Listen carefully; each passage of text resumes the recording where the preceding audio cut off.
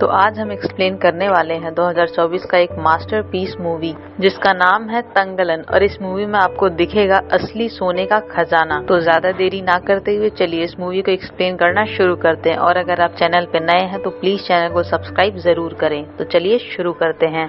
तो कहानी शुरू होती है 1815 से, जहाँ पर हम क्लाइमेट को देख पाते हैं जो कि अंग्रेजी सरकार के लिए काम करता है। और उसे कहीं से पता तो चल जाता है कि भयपुर में सोना मिलता है, जो कि बहुत सालों पहले उन्हें मिला था, लेकिन अभी उसकी खोज के लिए कोई नहीं जाता। तभी क्लाइमेट को एक जमींदार बताता है कि वह घोस्ट का जगह है, मतलब एक बार जो वहाँ जाता है तो वो जिंदा वापस नहीं आता, ये महज एक अफवाह है। फिर हमें भयपुर विलेज दिखाया जाता है जहाँ पर उनके लोग होते हैं, जो कि एक ट्राइबल ग्रुप होता है। और मेनली ये लोग जमींदारों के लिए काम करते हैं। ये लोग अपनी ही जमीन पर जमींदारों के लिए काम करते हैं, क्योंकि जमींदार कम पैसों में इनकी जमीनें हड़प लेते हैं।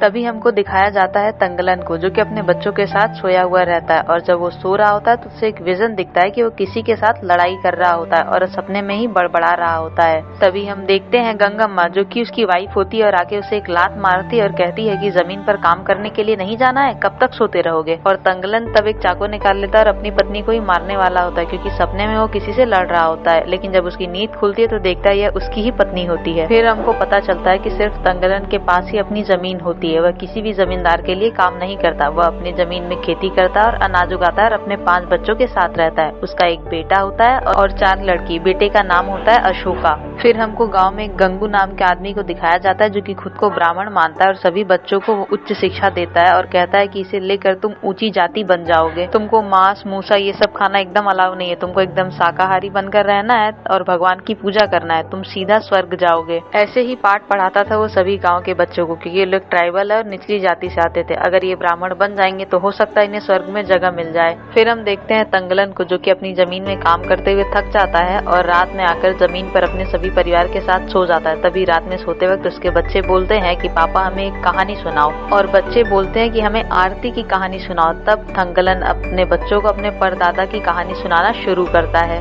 वो बोलता है इस जगह से कोसों दूर घाटी जैसा एक पहाड़ है और उसके पीछे एक तालाब है, जहाँ पर उसके दादा और ट्राइबल्स रहा करते थे। उधर वो पानी से सोना निकाला करते थे और ज्यादा सोना मेरे दादा को ही मिला करते थे। तभी एक जमींदार को पता चलता है कि ये लोग पानी से सोना निकाला करते हैं, तो उनको बंदी बनाने की कोशिश की और उनका सोना छीनने की भी। लेकिन तुम्हारे दादा और बाकी लोग उनसे लड़ जाते हैं और जीत भी जाते हैं। बाद में मेरे दादा यही सोना ले जाकर उसी राजा को दिखाते हैं और कहते हैं कि ये मेरा सोना है, मैंने ढूंढा है, अगर तुमको सोना चाहिए तो तुम खुद ढूंढ लो। बाद में राजा अपने सैनिकों को भेजता है, लेकिन उनमें से कोई वापस नहीं आता, क्योंकि वहाँ पर सांपों ने उन्हें मार डाला था और उसकी रक्षा सांप ही करते थे। ये बात सुनने के बाद मेरे दादा मुस्कुराते हैं और बोलते हैं कि वो सोना मैं ही निकाल सकता हूँ और हम लोग पानी से ही सोना ला सकते हैं। अगर हम लोग बाहर से सोना निकालने जाएं तो वो हम सबको मार डालेगी। आरती नाम का एक तांत्रिक इस पहाड़ की रक्षा कर रहा है। इसके अंदर बहुत सोना है। तब राजा बोलता है कि मुझे पूरा सोना चाहिए, तुम मांगो क्या मांगते हो। तब मेरे परदादा बोलते हैं कि ठीक है, मैं सारा सोना लेकर आऊंगा, लेकिन तुम्हें हमारी सारी की सारी जमीनें लौटानी होंगी और अब से हम तुम्हारे गुलाम नहीं होंगे। और इस बात को राजा मान जाता है। तब तंगलन और उसके लोग और राजा के लोग उस पहाड़ की तरफ बढ़ते हैं। तब आरती उनके साथ कुछ छलावा करती है, लेकिन वो लोग वहाँ पर बच जाते हैं और सरवाइव कर जाते हैं। फिर वहाँ पर सांप आते हैं, लेकिन तंगलन उन्हें भी मार देता है। फिर आते हैं आरती और उसके कुछ लोग, और वो धीरे धीरे करके सबको मारने लगते हैं। लेकिन तुम्हारे परदाता आरती के लोगों को एक एक करके मारते हैं और आरती को बंदी बना लेते हैं। और फिर वहाँ से कुछ सोना ले जाकर राजा को दिखाते हैं। राजा जब वो सोना देखता है तो कुछ टाइम बाद वो गिरने लगता है। वो एक मिट्टी था, जो कि आरती ने एक माया जाल बिछाया हुआ था। तब तुम्हारे दादा बहुत ही गुस्से में आ जाते हैं। वहाँ पर एक मूर्ति था गौतम बुद्ध जी का, उसका सर वो गिरा देते हैं। इसके बाद आरती बहुत ही ज्यादा गुस्से में आ जाता है और वह बहुत जोर से चीखती है। तभी तुम्हारे दादा उसके सामने जाते हैं और उसकी पीठ को चीर देते हैं गुस्से में आकर, और जो खून निकलकर नीचे गिर रहा होता है उसी खून से सोना पैदा होता है। आरती तो मारी गई थी और लोगों को तो सोना मिला और तुम्हारे परदादा को भी, इसलिए आज हमारे पास खुद की जमीन है। तभी हम देखते हैं कि जब तंगलन अपने फैमिली के साथ सो रहा होता है तो रात में कोई उसके खेतों को आग लगा देता है। और ये काम उन जमींदारों का ही था जिनकी नजर उसके जमीन पर थी, क्योंकि उसके पास खुद की जमीन थी। लेकिन जमींदार उसे भी हड़पना चाहते थे और हड़प लेते हैं। उसके बाद तंगलन भी उनके यहाँ काम करने लगता है। तभी गांव में आता है वही बिजनेसमैन क्लाइमेट, और वो अपने लोगों से बुलवाता है कि तुम लोग सोना ढूंढने में मेरी मदद करो। मैंने सुना है कि तुम्हारे पूर्वजों को भी वहाँ सोना मिला था। इसी सोने की बात सुनते ही सारे लोग वहाँ से भाग जाते हैं। पर थंगलन वहीं रुका रहता है क्योंकि उसके परदादा ने ही सोना ढूंढा था और क्लाइमेट ये भी कहता है कि मैं तुम्हें मजदूरी भी दूंगा, लेकिन फिर भी सारे लोग वहाँ से भाग जाते हैं। तभी गंगा माँ वहाँ पर आती है और थंगलन को वहाँ से लेकर चली जाती है। तभी थंगलन उसे समझाता है कि हम लोग कैसे ऐसे जिएंगे, तुम्हें अच्छे अच्छे कपड़े चाहिए, बच्चों को अच्छा जीवन चाहिए और हमें हमारी जमीन वापस चाहिए और ये सब पैसे से ही आएंगे। मेरे पूर्वजों ने ही ढूंढा था वो सोने की जगह, तो मैं भी ढूंढ सकता हूँ। वो अपनी बीवी को राजी करने की कोशिश करता है और लास्ट में उसे मना ही लेता है। फिर हम देखते हैं कि अब वह अपने साथ गांव के कुछ लोगों को भी तैयार करता है क्लाइमेट के साथ जाने के लिए। उसके बाद वो लोग निकल पड़ते हैं सोने की तलाश में। थंगलन अपने बेटा अशोका को भी लेके जाता है और क्लाइमेट अपने बेटे विलियम को भी लेके जाता है। फिर थोड़ा आगे बढ़ने पर उन्हें दिखाई देती है एक नदी। तब थंगलन के लोग और क्लाइमेट के लोग एक साथ ही नदी में उतरते हैं क्योंकि इसी नदी के पार में सोने का पहाड़ था।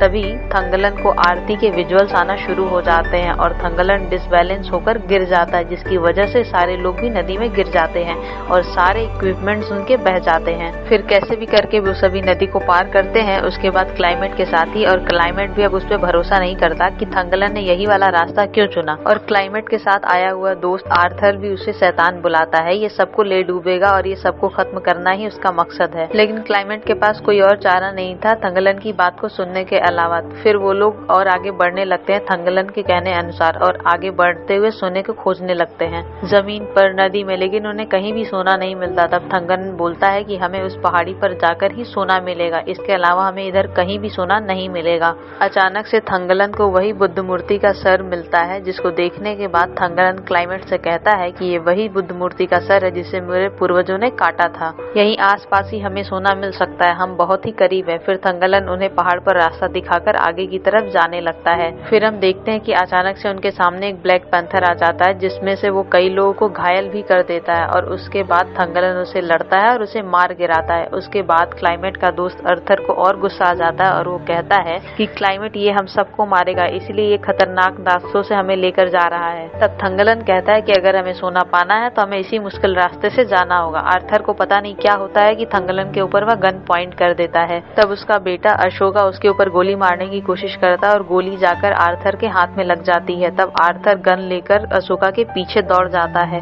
और थंगलन आर्थर के पीछे। फिर हमको दूर पहाड़ी पर दिखाया जाता है आरती और उसके लोगों को, जो कि ये सब होते हुए देख रहे थे। अशोका जब भाग रहा होता है तो गौतम बुद्ध का बाकी धड़ उसे मिलता है और उसी के पास उसे मिलता है थोड़ा सा सोना। सोने को देखकर वह अपने पापा थंगलन को बुलाने लगता है और इतने ही देर में हम देखते हैं कि हर जगह धुआं धुआं हो जाता है। आरती अपने लोगों को भेजती है इन्हें खत्म करने के लिए। तभी सारे लोग आरती के लोगों से लड़ रहे होते हैं और थंगलन को बीच बीच में विजुअल्स आ रहे होते हैं कि आरती जिंदा है और वो उन सभी को मारना चाहती है। फिर तभी हम देखते हैं कि थंगलन के अंदर उसके परदादा की आत्मा आ जाती है और वह आरती से खूब लड़ने लगता है, आरती को घायल कर देता है और उसके बाद आरती अपने लोगों के साथ वहाँ से चली जाती है।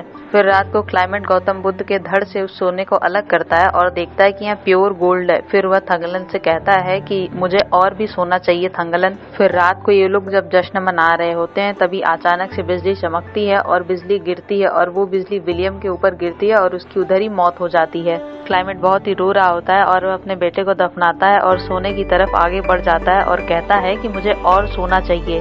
तुम अपने गांव वालों को जाकर बोलो कि मैं उन्हें और पैसे दूंगा, तुम और लोगों को ले आओ। थंगलन को फिर वो अपना कपड़ा भी देते हैं पहनने के लिए। थंगलन फिर एक घोड़ा लेकर उसका कपड़ा पहनकर अपने गांव जाता है और अपने बीवी को नए कपड़े देते हैं, बच्चों को नए कपड़े देते हैं और गांव वालों से बोलते हैं कि हमारे पूर्वजों का सोना है वो, और वो हमें ही मिलना चाहिए। क्लाइमेट ने हमें बोला है कि वह हमें बहुत पैसे देंगे और हमारी जमीन भी छुड़ा कर देंगे। हम सबको जाना चाहिए वो सोना लाने के लिए। और वह अपनी थैली से सोना निकाल कर भी गाँव वालों को दिखाता है। तब गाँव वालों को यकीन आता है कि थंगलन सच बोल रहा है, वहाँ पर सोना मिल रहा है और सारे लोग थंगलन के साथ जाने लगते हैं। तभी उनमें से एक बोलता है कि आपके जाने के बाद क्लाइमेट के लोग यहाँ आते हैं और हमारे नागा ट्राइबल लोगों पर गोली चला देते हैं। तब आपका बेटा अशोका जाता है उन्हें रोकने के लिए और मानो उसे क्या ही हो जाता है, वह सैनिकों से लड़ने लगता है। सैनिकों ने उसे बांध कर रखा है। थंगलन को जब यह पता लगता है तो वह क्लाइमेट से बोलता है और क्लाइमेट बोलकर उसके बेटे को छुड़वा देता है और कहता है कि मुझे यह पता नहीं था। और वो ये भी बोलता है कि नागा ट्राइबल के लोग नाग की पूजा करते हैं और इस पहाड़ की रक्षा नाग ही करते हैं, इसलिए मैंने गुस्से में उनके ट्राइबल को मरवा दिया।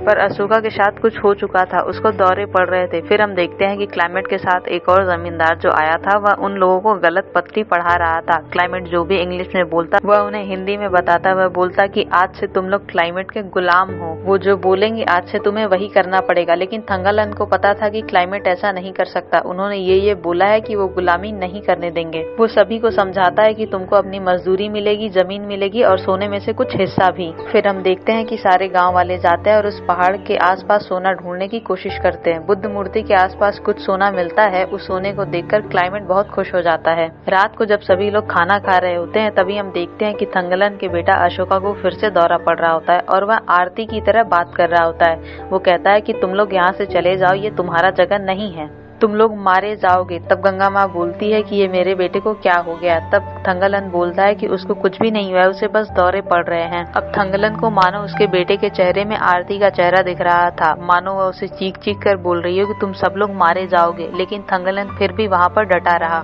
उसको पैसे चाहिए होते हैं अपना जीवन सुधारने के लिए। फिर हम देखते हैं कि लोग फिर से खुदाई करना चालू करते हैं सोने के लिए, लेकिन इस बार उन्हें यहाँ पर कुछ भी नहीं मिलता। ऐसे ही 2-3 दिन हो चुके थे और कुछ भी हाथ नहीं लगा था और उसमें क्लाइमेट के पैसे भी खर्चे हो रहे थे। फिर हम देखते हैं कि क्लाइमेट के दोस्त क्लाइमेट को बोलते हैं कि तुम एक काम करो, उन लोगों से बोल दो कि जिस दिन तुम्हें सोना मिलेगा उसी दिन की मजदूरी मिलेगी और उसके अलावा नहीं मिलेगी। इतनी दूर आकर ये लोग वापस नहीं जाएंगे और होता भी है ये सभी मान जाते हैं और उन्हें सोना चाहिए था और ये लोग और भी ज्यादा खुदाई करने लगते हैं सोने को खोजने के लिए। उन्हें सोना भी नहीं मिलता, खाना भी नहीं मिलता और अब पैसा भी नहीं मिलता। वो लोग फिर भी काम करते जाते हैं सिर्फ सोने के लालच में। फिर हम देखते हैं कि आर्थर को दूर पहाड़ पर सोना चमकता हुआ दिखाई देता है। वो उस तरफ जाता है तो वहाँ से अचानक से सांप निकलने लगते हैं और सांप भी बहुत दूर तक फैलकर सबको काटने लगते हैं। कुछ लोग तो बच जाते हैं और कुछ लोग वहीं पर मर जाते हैं। उनमें से एक थंगलन की बेटी भी होती है जो कि वहीं पर मर जाती है। थंगलन उसे रोते हुए दफनाता है और बहुत देर तक वो और उसकी पत्नी उसके कब्र पर बैठकर रोते रहते हैं। ये सब होने के बाद थंगलन के पास एक बूढ़ा आदमी बैठता है और उसे बताता है कि हमको सोना ऐसे नहीं मिलेगा। तुम्हारे परदादा ने आरती का पेट काट दिया था और उससे जो खून गिरा था उसी से सोना पैदा हुआ था और तुमको भी यही करना पड़ेगा। पर थंगलन ये करना नहीं चाहता। वो कहता है कि मुझे किसी का पेट चीर कर सोना नहीं चाहिए,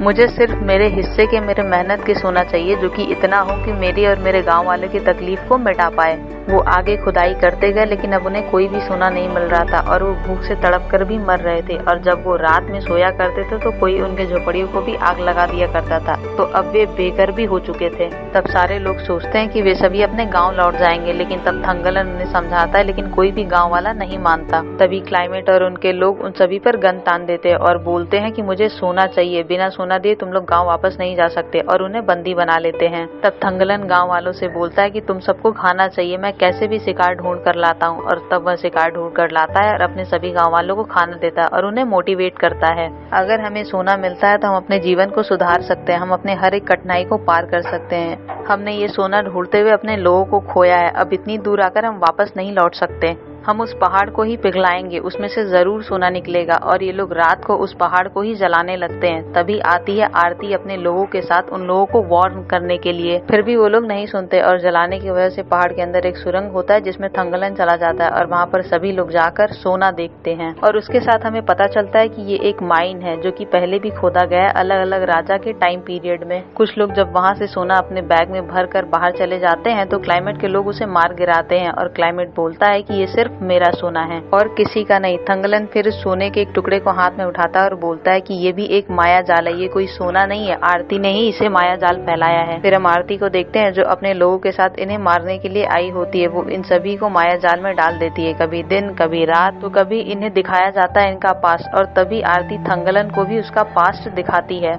आरती दिखाती है कि 5th सेंचुरी में यहाँ पर नाग जाति के लोग रहा करते थे और इस जगह की रक्षा किया करते थे जहाँ पर आरन और आरती पति पत्नी थे और वो लोग इस ट्राइब का नेतृत्व भी करते थे और उन्हें यहाँ पर कुछ सोना भी मिला था। तभी आरती को पता चलता है कि कुछ लोग यहाँ के सोने को पाना चाहते हैं। जब उन्हें पता चलता है तो आरन अपने लोगों के साथ उनसे लड़ने जाता है, पर वो लोग आरन और उसके लोगों को हरा कर आरन को बंदी बना लेते हैं और उसे ही बोलते हैं ये सोना तू ही ढूंढेगा। और ये ही चलता रहा सदियों दर सदियों। आरन को बंदी बना लिया गया और उसे सोना ढूंढाया गया और ये पीढ़ी दर पीढ़ी ऐसे ही होता रहा। थंगलन तुम हमारे ही वारिस हो, तुम्हारे परदादा के परदादा और उनके भी परदादा हमारे ही ट्राइब के हैं और ये काम सदियों से ही चला आ रहा है।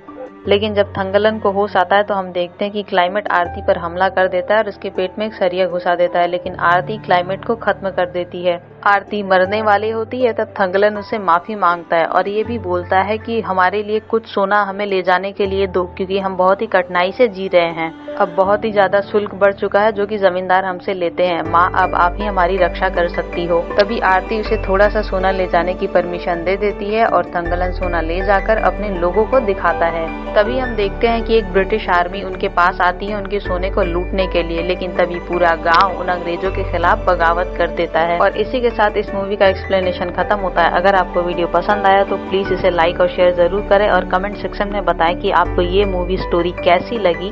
और ऐसे ही वीडियो देखने के लिए चैनल को सब्सक्राइब जरूर करें। मिलते हैं नेक्स्ट वीडियो में।